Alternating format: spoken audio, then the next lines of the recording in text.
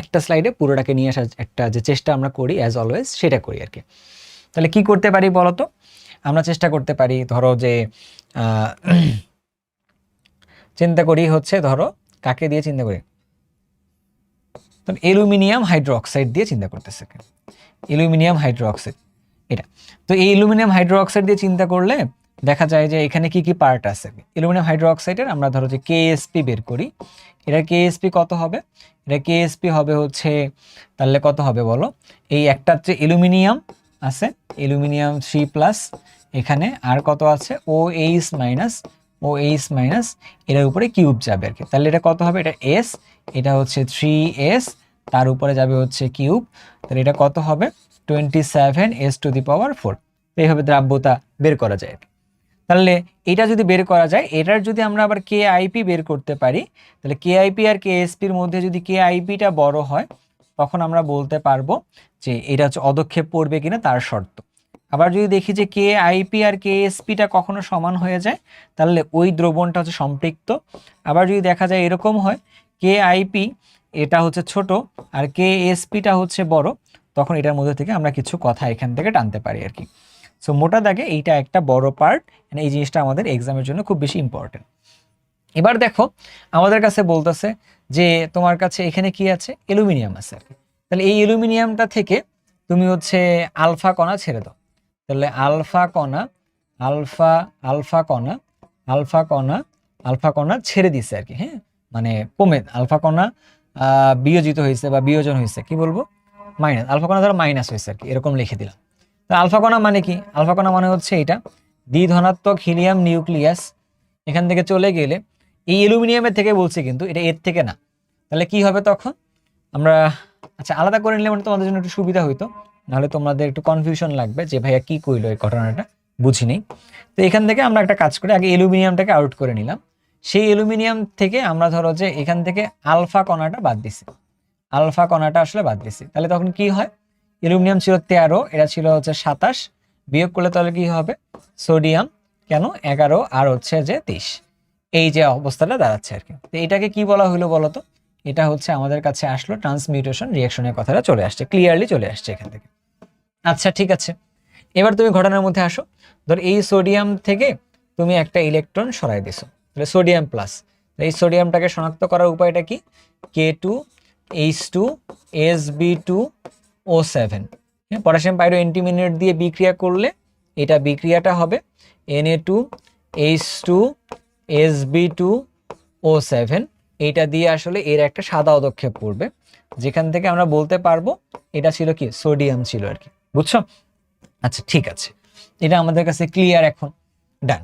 এবার ধরো আমাদের কাছে যদি বলা হয় যে ভাইয়া দেখেন একটা কথা, এখান থেকে এই অ্যালুমিনিয়াম থেকেও তো আমি একটা কাজ করতে পারতাম, অ্যালুমিনিয়াম 3+ও করতে পারতাম। তাহলে ঘটনাটা কি হচ্ছে দেখেন, অ্যালুমিনিয়াম 3+, সোডিয়াম প্লাস, এখানকার মধ্যেও ইলেকট্রন হইলো আমাদের কাছে 10টা, এখানেও দেখতেছি ইলেকট্রন হচ্ছে কয়টা? 10টা। আর ইলেকট্রন সংখ্যা যদি কোথাও সমান হয় তখন সেটাকে আমরা কি বলি? তখন সেটাকে বলি হচ্ছে আইসো ইলেকট্রনিক বলি। কি বলি? আইসো ইলেকট্রনিক বলি। তো আইসো কি একাই নাকি আরো ওর পরিবারে কেউ আছে? ওর পরিবারে আইসো বার আছে, ওর পরিবারে আইসোটোন আছে, ওর পরিবারে আইসোটোপ আছে।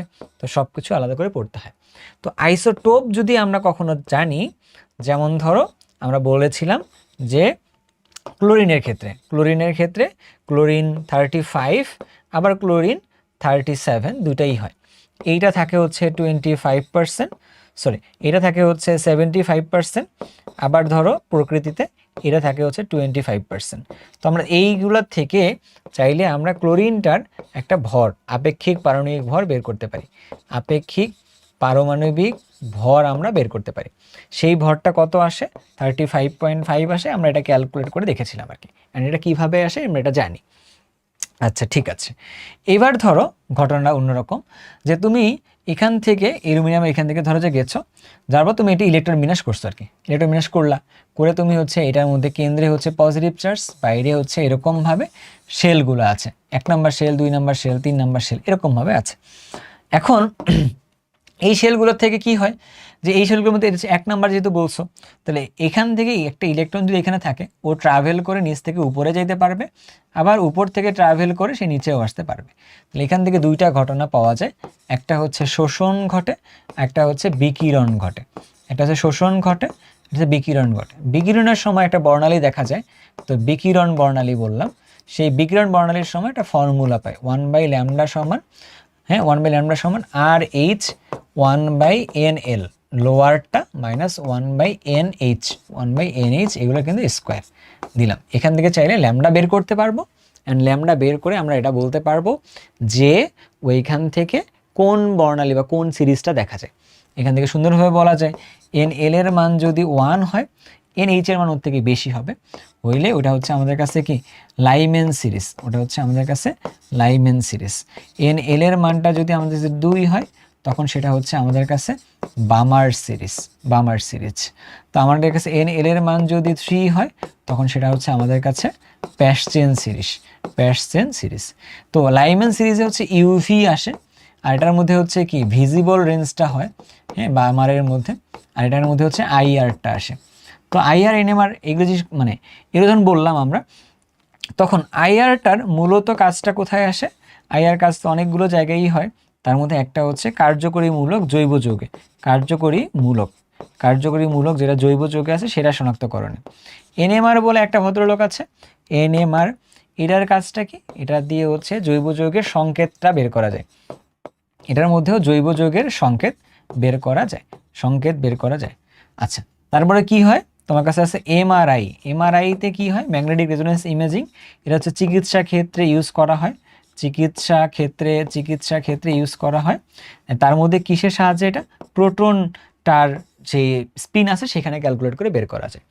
এই এনএমআর এবং আইআর দুইটার মধ্যে রেডিও ওয়েভটাকে আসলে ইউজ করে কাজ করে আর কি, বুঝছো? এখানে তার মধ্যে আমাদের কাছে যদি দেখি, আমরা আর কয়েকটি ইলেকট্রন বিন্যাস পড়েছিলাম কপার এন্ড হচ্ছে ক্রোমিয়ামের ক্ষেত্রে একটু ঝামেলা আছে। কপার ক্রোমিয়ামে 4s1 3d10 হয়, এটার মধ্যে 4s1 3d4 হয়, তো এই জিনিস 3d5 হয়। এই সব জিনিসগুলো আমরা পড়েছি হচ্ছে এই লেকচারের মধ্যেই পড়েছি আর কি। সো আমরা চেষ্টা করেছি পুরো লেকচারটাকে ছোট্ট একটা জায়গায় সেন্ট্রালাইজ করার মতো করে, বাট এটাকে সেন্ট্রালাইজ করা খুবই টাফ, কারণ অনেক পড়াশোনা যেহেতু আমাদের। তো আমরা চেষ্টা করেছি, যতটুকু চেষ্টা করলে এটাকে কমপ্লিট করা যায় অতটুকুই করা হয়েছে আর কি।